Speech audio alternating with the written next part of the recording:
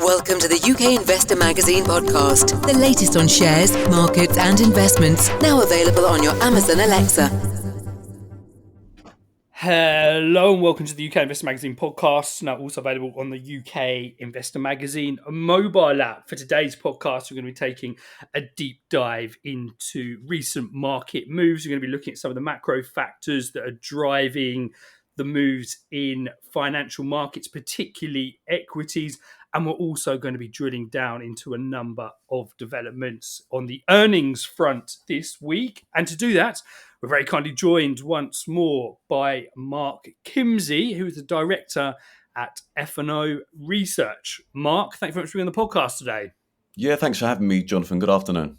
So, Marc, you were on the podcast recently, but before we get into it, please would you be able to give us just a very brief introduction to yourself and F&O Research? Yeah, sure. F&O Research exists to provide retail investors with all of the must-know information regarding market developments. And, the key to success a lot of the time is finding out about market developments in a timely fashion, not a week later. And we look to provide investors with broker comments, technical analysis, and that all important breaking news. So we're hoping it's your go-to for everything market related to help one with their investment decisions. Thank you. So we're going to be talking about some of that breaking news and what's been moving markets this week on the podcast. One of the companies we're going to focus on today is Nvidia, and we're going to be looking at their earnings and what it means for the stock.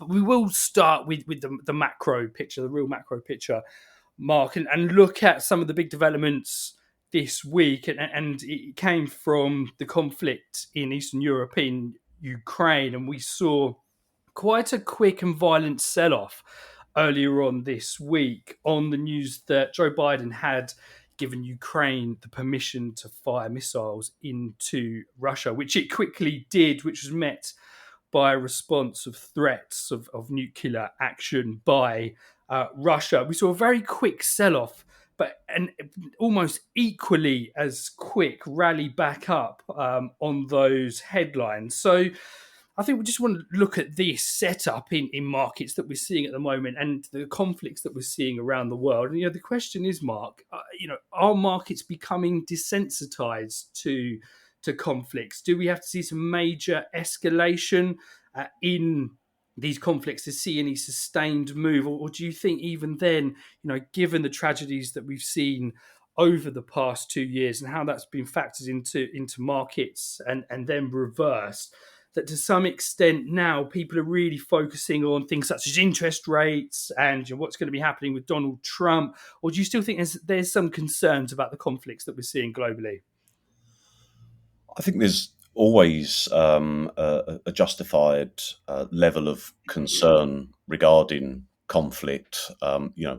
Putting financial markets to one side, of course, there's the impact on human life, which is deeply tragic. Bringing that back to financial markets, which is the topic of the podcast. I think we're in a situation whereby we can kind of revert back to the saying of buy the rumour, sell the fact. Which applies to a lot of market moves, and that could be associated with like a contract win or some merger and acquisition activity. There's say one company considering buying another, that gets leaked into the press. We see an upward move in the share price of the target company. And then when the deal actually materializes, there's not a lot more to be had in terms of upward movement because it's already taken place. And I think we can see that in the threat of conflict. If we go back to yesteryear when there was the concern that Russia may invade Ukraine, the markets dropped heavily, and day after day was more and more concern. And then eventually, when they did cross the border, the market on that day or that week probably suffered somewhat of a muted reaction because it had already been priced in the weeks to the build up of that actual development. So, are we desensitized? I don't think we're desensitized. I just think that the the concern regarding this topic has somewhat been priced in. It's the escalations now that will be of some concern. So, do we see an escalation in the conflict? And yes, you're right to mention the dreaded nuclear word, although I hope, for the sake of humanity more than anything else, that is highly unlikely to happen, because I'm not sure there can be a winner if anybody presses a big red button. Indeed, indeed. So you mentioned there, buy the rumor, sell the facts, and we've seen a big buy move in stocks with Donald Trump coming in, and rumors of what he may be doing when he comes in to power in early 2025. And particularly interesting move, very sharp movement up in the S&P 500 after, which it has eased off since.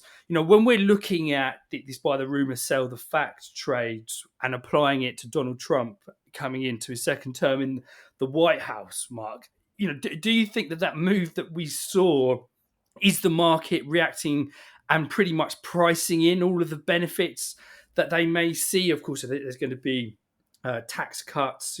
That's a big driver for US equities. Of course, deregulation, of course, is going to be a big factor for investors when they're looking at US equities. So, the question is here: how much of the good news around Donald Trump do you feel is already priced into markets? And do you think that when these policies are enacted and announced, and those rumors are confirmed, that we may see a little bit of selling in the market, and then people starting to focus on the unintended consequences of tariffs, for example? Well, I think we should be cautiously optimistic. The reaction to Trump's impending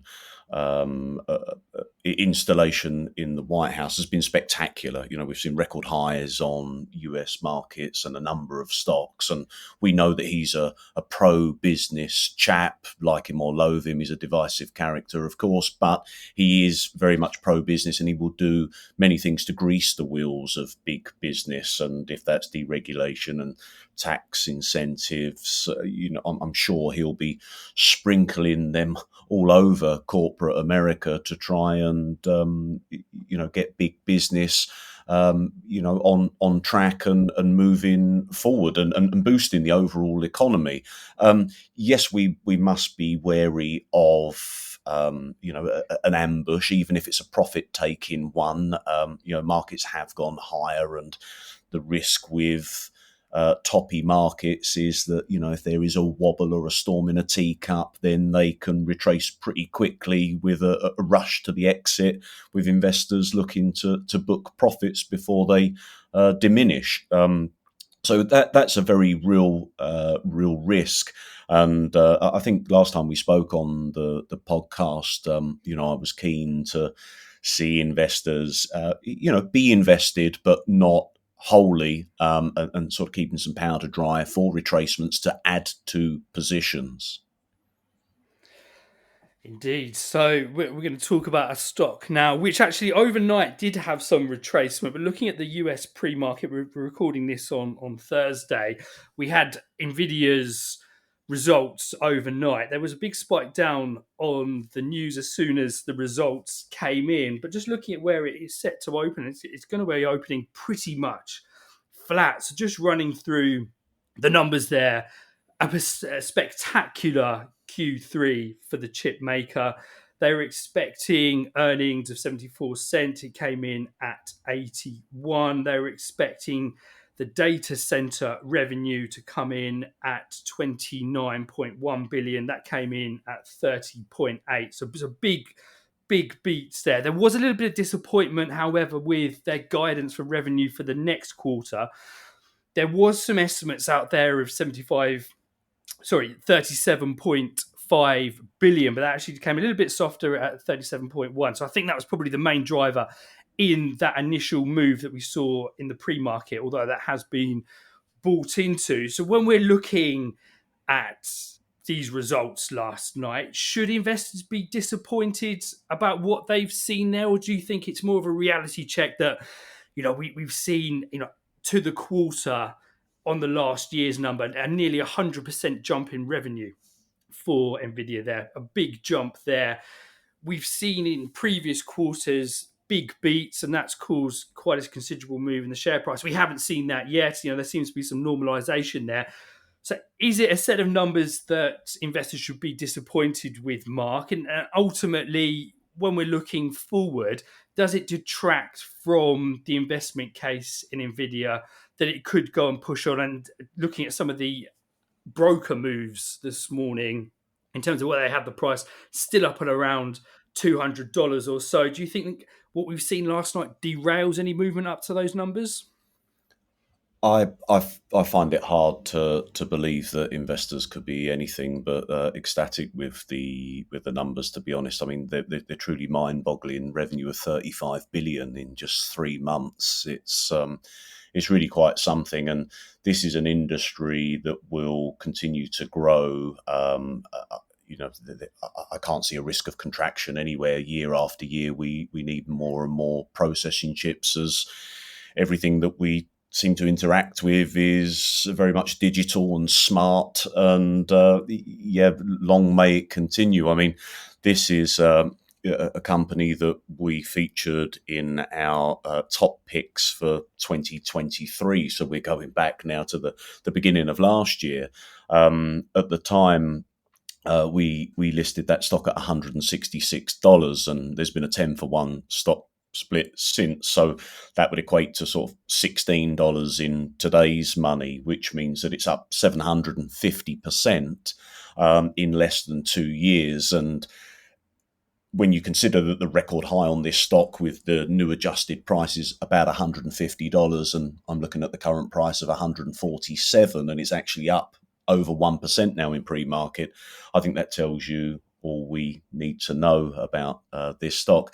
Interestingly, as you mentioned, a number of brokers have already adjusted their ratings or price targets on the company, and overnight I see here that Bernstein, SocGen and Citigroup have raised their price target on the stock to $175. Deutsche, interestingly, have got a hold rating and a price target of 140, which is a smidge below where we are. Morgan Stanley have increased theirs to 168, and it looks like Evercore are the most bullish with a $190 price target. So, bar Deutsche Bank, we've got probably half a dozen brokers there that are saying there's still upside to be had from this. Thank you. So just a note to listeners, if you do check out the notes to this podcast, there'll be a link through to download some sample reports of F&O's Pro Views, which brings together all of these broker views to give you a good insight into some of the suggestions that the brokers have on where some of these stocks could be going. Now, one of these stocks that I know that you picked up on, Mark, a few weeks ago was AMD. Particularly bullish price targets from the brokers there. And it has had a huge amount of movement in the share price. But of course, the thesis behind it is pretty similar to Nvidia. It's very much part of the AI trade and the demand for chips. When you're looking at this stock, Mark, when it's bouncing around these levels now, how confident are you in those broker tips? And, what are the key factors that are driving this stock at the moment? Well, firstly, I suppose to caveat, analyst recommendations, they can be wrong, and from time to time they are. So, I wouldn't hang my hat solely on what a broker has to say. But when we're trying to build up a bit of a picture, an investment picture, should I be, moving toward or away from a particular stock, then I want to start putting pieces of that jigsaw together. And one of the things that I will consider is broker comments or recommendations. So, for example, this week we've seen a number of brokers speak positively about the prospects for the S&P 500 next year once Donald Trump is established in the White House. Wells Fargo yesterday gave a target of 6,600 points for the S&P 500. We're currently trading at around 5,900, so they're saying another 700 points there on the index. But earlier on in the week, Goldman's and Morgan Stanley tipped the S&P 500 to hit 6,500, and UBS said 6,400. So yes, they could all be wrong, and we never quite know what is around the corner. But when you've got four established institutions tipping, let's say, corporate America, which is what the S&P 500 can be considered, to rally by such a degree, then for that not to happen, Wall Street almost has to be entirely wrong, and all of these great institutions have to be wrong. So we can apply that as well to AMD. With the ProView document that you mentioned of the 1st of November, just a few weeks back. Benchmark gave AMD a target price of $200, Evercore $198, and UBS $205. So you're talking approximately 40% upside being tipped for this stock by three different brokers in the same week. Well, that is something that I will factor into my decision-making process. Are the brokers all for or against the stock that I'm considering buying?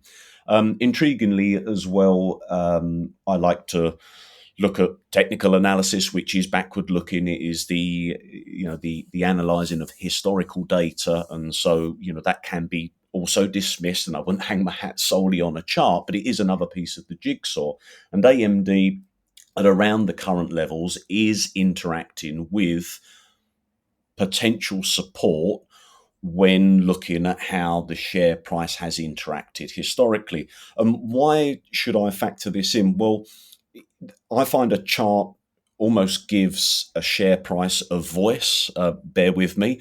If we were to see a stock consistently trade between, say, £1 and £1.30, and it tended to go up and down between these two figures over the course of, say, a year, and it had done so on a handful of occasions. Well, for that year, we can say, okay, historically speaking, that £1 has been the price to buy this stock and £1.30 has been the price to sell this stock. We might have to look at why those prices are important, but if it gives the share price a voice, then it's a case of the price is £1, this is cheap, we should buy, and that's justified then by the move north to £1.30, where the market then says, well, hang on, this is now too expensive, this is the price to sell, and it moves back down. Regardless of what the influences are, that is what the share price is telling us. So if with AMD we see the share price retreat to a potential buying platform once again, because historically that has been where the market wants to buy, then that should be factored in as well. So whilst I'm not encouraging your listeners to go out and buy AMD, if they're interested in a chip maker stock, then here is one where there's a handful of brokers that are saying there's potentially 40% upside. And from a technical perspective, it has moved south towards a potential support level. I'm starting to get a couple of green lights for potentially pursuing this trade. Yes, I would want to go and do some more homework, but these are, I think, fundamental building blocks that we should be considering before we consider clicking buy. Thank you. So we're going to touch on a few stocks now that have had some particularly interesting moves. We're going to be discussing some UK listed stocks. I know it's been pretty US focused so far, but before we get into the UK ones, I think you've got to talk, Mark, about Bitcoin. Huge rally, uh, just coming up to $100,000. It looks as though it's probably going to go through that level. Be very surprised if it doesn't break that 100,000 level, given the momentum that it's had. This is very much a Trump trade. There's rumors and talks and reports of going on that Trump's Truth Media are in talks to buy a Bitcoin exchange. Of course, Donald Trump's been very favorable to Bitcoin and other cryptocurrencies, so that's very much driving the trade there. This is filtered down into a number of stocks. One of those being Coinbase. I think it's up about 50% over the past month or so. When you're looking at these particular companies, Mark, there's you have the underlying asset in Bitcoin, and then you have the company in Coinbase. Of course, their rally in Bitcoin is playing through to Coinbase there, and that's pushing the shares up. But how much do you feel that the move in the share price is a reaction of the move in Bitcoin that may be a little bit overdone? If we see a 50% move up in the share price, is this really going to translate to bigger profits for Coinbase? Or is it just equity investors looking for something to trade, Coinbase being a prime example and jumping into that stock as opposed to buying the actual Bitcoins? Well, firstly, Jonathan, you might know that I'm a bit of a tech dinosaur, and I have attempted in the past to try and understand how to buy Bitcoin, and it quickly turns out that I needed to open some kind of wallet and then transfer money into dollars and then do all this sort of clever stuff to then be able to buy a Bitcoin. And I got lost in, the early stages of trying to make that happen. So if there are people like me that struggle with the complexities of getting their hands on cryptocurrency, then an easy way to do that is to buy a related equity that you'll find in a very ordinary trading platform like your Barclays share deal in Halifax, Hargreaves Lansdown, where perhaps a lot of retail investors do have access. Coinbase is a cryptocurrency trading platform. So as a company, they will make money on transactional fees. And with Bitcoin going crackers, as you rightly highlight, that should mean that lots of people are logging into their Coinbase accounts and buying and selling and buying and selling, and that should benefit Coinbase. To what degree? We'll find out when they update the market. Could the current move have gotten ahead of itself? Well, probably, is that sort of pile-in mentality which can overshoot, a bit like when people panic sell. It can overshoot. The market does often get ahead of itself for better or worse. But to sort of put in a shameless plug for the F&O Research service, on the same pro view that we mentioned, AMD, Coinbase was featured as well. In that particular week, there were at least 4 broker comments on the stock that we picked up on, and the target prices were very lofty. And I'll give you the percentages. One broker was tipping the stock to increase 41%, another 56%, a third suggested the stock could go up 61%, and then Bank of America were a little stingy by comparison, saying it would go up 19%.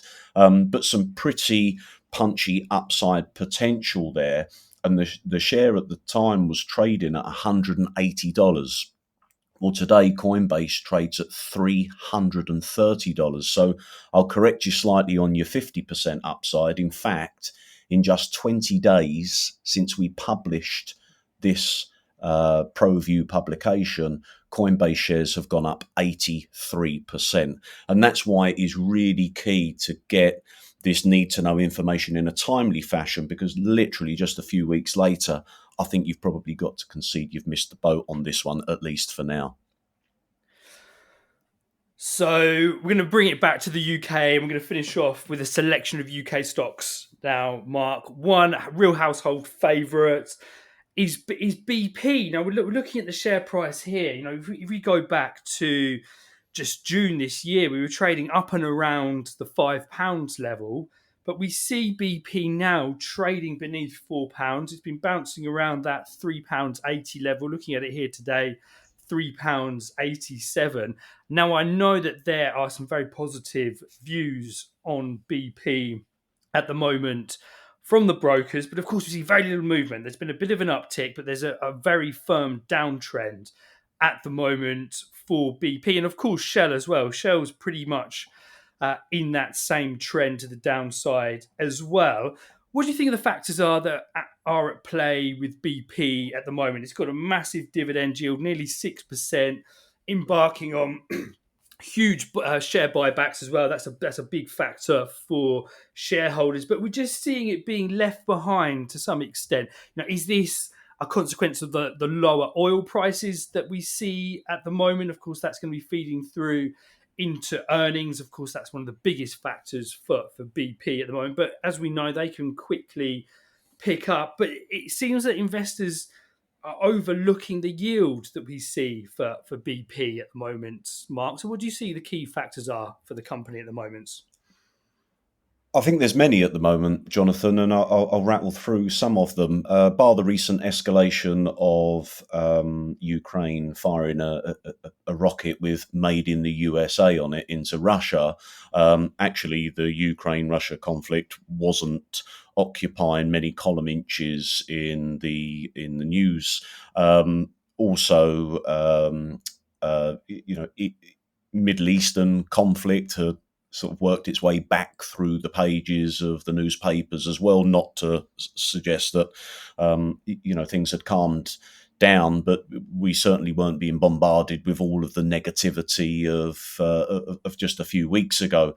And of course, if conflict escalates, especially in these oil-rich regions, then that tends to push prices up. So that's probably worked against the oil price, which is trading circa $70 a barrel at the moment.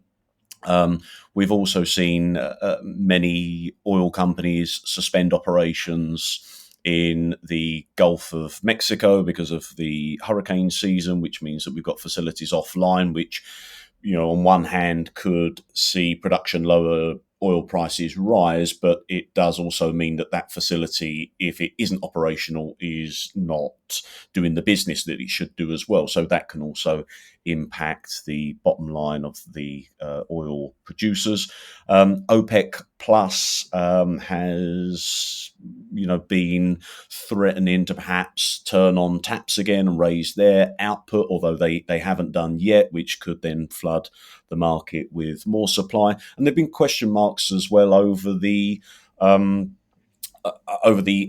state of economies, both in the Western world and in China as well. How strong are these economies? Are they starting to slow? And what will their demand be for the use of oil? And on top of all of that, we've then had the attitude that there's just something better to be had out there, in amongst all of this recent Trump euphoria.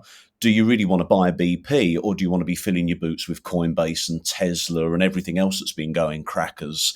So there have probably been better places to put your money in recent weeks as well.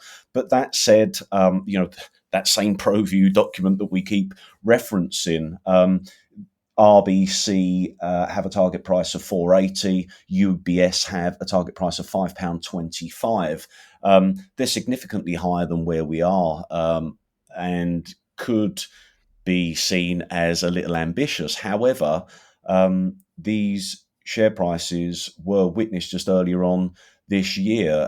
The price was £4.80 back in July, so less than 6 months ago, and it was £5.25 just in May. So, a turn in fortune, and perhaps some of these stocks could come back into focus. And actually, when the chips are down and when the headlines aren't that great, and when the brokers start to suggest they could turn, this could be just the right time to start putting oil stocks on the radar. Perhaps not rushing out and filling your boots just yet, but we want to be looking at things when, from a buying perspective, when the prices are low and the headlines are a little bit gloomy, but with that forward potential. And you mentioned Shell earlier this week. Barclays tipped Shell to gain to £36 actually, and that's 40% higher than where we are. That's a target price for next year, 2025. So yeah, keep your eye on oil. It could be getting to a point where perhaps it does make some sense to edge into some of these stocks.